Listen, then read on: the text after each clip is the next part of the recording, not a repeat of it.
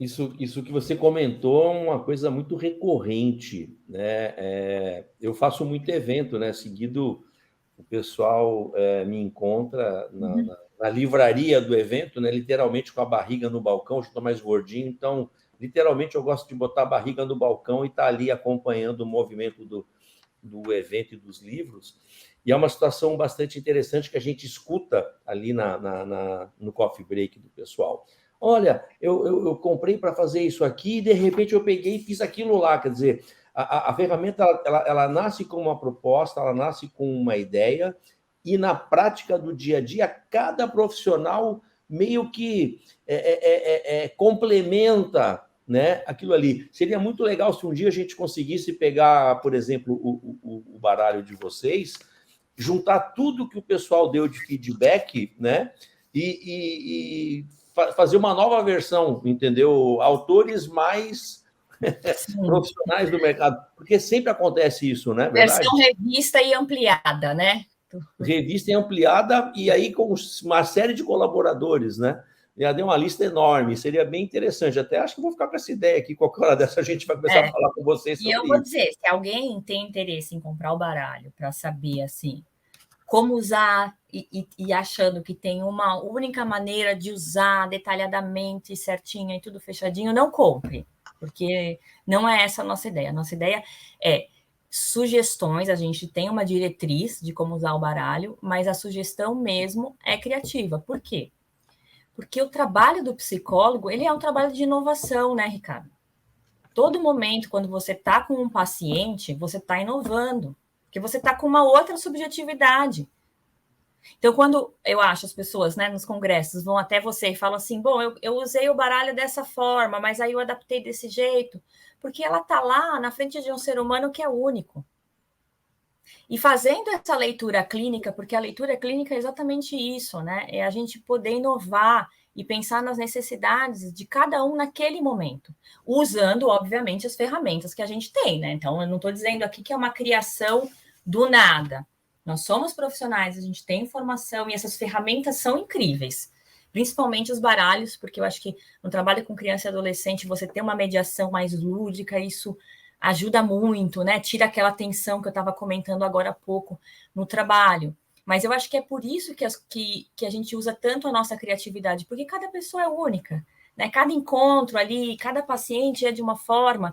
Então, eu acho que isso é interessante para trazer para nós, psicólogos, porque nós gostamos muito de ferramentas. E as ferramentas são muito importantes.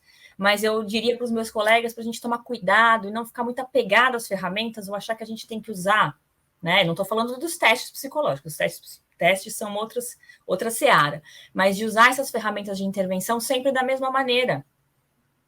Porque se você estiver fazendo sempre da mesma maneira, com pessoas diferentes, alguma coisa não está certa. Alguma coisa de errado não está certo, né? Exatamente, né? Porque as pessoas são diferentes. E isso eu acho que faz todo sentido, da gente ter uma autonomia enquanto profissional e poder ir adaptando os recursos. Eu mesmo já uso o baralho aqui de vários jeitos, porque a gente vai, na verdade, criando e tendo esses retornos, né, que são muito importantes também.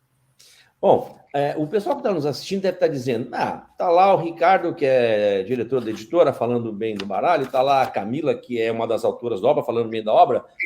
Tá na dúvida, faz o seguinte, ó, clica ali naquele QR Code, pode deixar ali o QR Code, pessoal, deixa ali, ó, clica no QR Code ali, não precisa comprar agora não, clica ali, lá na página tem baixa o primeiro capítulo, lê o primeiro capítulo, clica no botãozinho, recebe parte da obra e você analisa com calma, né? E aí depois você volta aqui, pega o QR Code e usa aquele cupom lá do Entrevista 35, 15% de desconto e compra e vai aplicar com os seus pacientes pequenos ali o baralho das habilidades sociais, tá bom?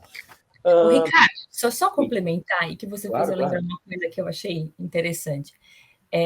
Dos comentários, né? Que sou eu e você falando sobre o baralho. Uma das coisas que eu escuto aqui, que já tive a oportunidade de escutar aqui no consultório das crianças, sobre o baralho onde eu compro? Né? Onde eu compro? Mas por quê? Porque eu queria levar para minha casa, quero jogar com os meus pais, eu quero jogar com os meus amigos. Né? Então, as crianças também se apropriando desse contexto e vendo o valor. que o baralho tem, né? E acho que é justamente isso, quando você joga de uma forma bem lúdica, bem livre. Isso é muito interessante. Não, que bacana. Esse é um feedback que vale a pena, né? Esse é o melhor retorno depois de você criar uma obra, é ouvir um paciente te dando esse feedback. Mas por falar em paciente, tá? Você teve algum paciente aí que considera ter sido influência, uma grande influência aí para construir esse baralho, entendeu? De repente, algum case que aconteceu contigo ou com a tua xará que falou assim, não, daqui desse fio aqui a gente vai puxar e vamos fazer algo diferente. Aconteceu alguma coisa assim que você possa contar aqui para a gente, não?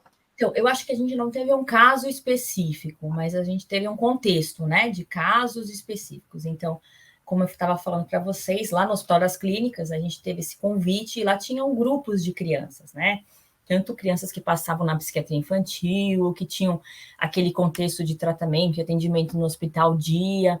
Então, a gente tinha contato com essas crianças com diagnósticos diversos, e no próprio consultório. Naquela época, a gente trabalhava juntas no mesmo espaço, então a gente tinha essa troca de casos e essa ideia de que existia algo em comum entre esses casos que eram tão diversos, mas que existia algo em comum a ser trabalhado, que eram as habilidades sociais, né? Então, assim, essas histórias recorrentes que a gente escuta, então, problemáticas da escola, demandas que vem na escola, a gente que trabalha com criança em consultório sabe, né? Então, ligação de escola, a escola quer falar com você por esse motivo, por aquele conflito. Então, todas essas referências eu acho que foram bem importantes para a gente pensar na construção do baralho e reforçar a necessidade de que o que a gente estava construindo era uma ferramenta importante para o desenvolvimento infantil, né, e do adolescente. Então, quando a gente fala de desenvolvendo as relações, que é o subtítulo do baralho, eu acho que é justamente isso. Habilidade social não é uma coisa que você adestra.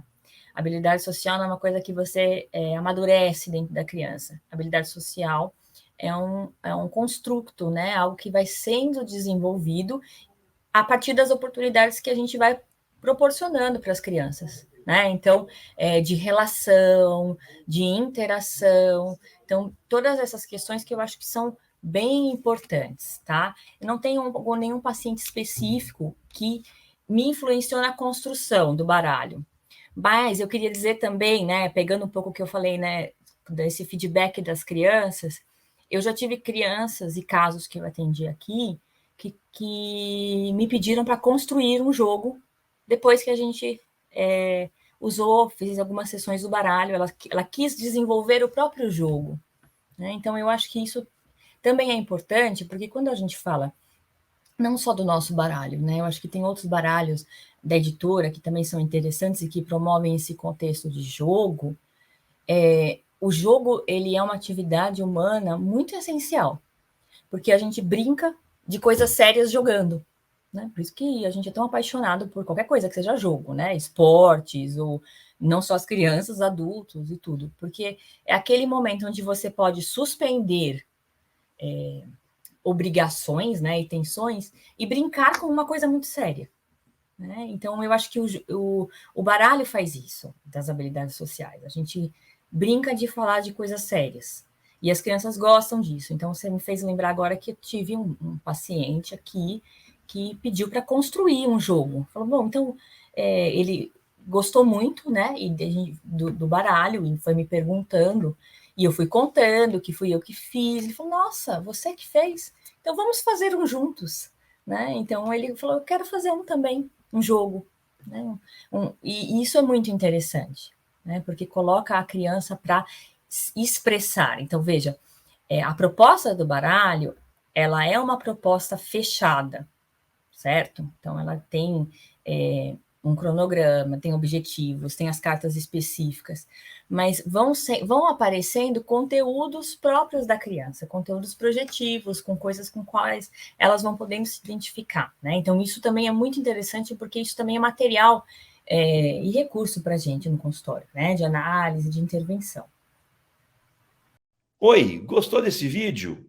Aqui e aqui existem mais 2 links para você continuar assistindo um excelente material sobre psicologia. E aqui embaixo, um cupom de desconto para você comprar em nosso site. Tchau!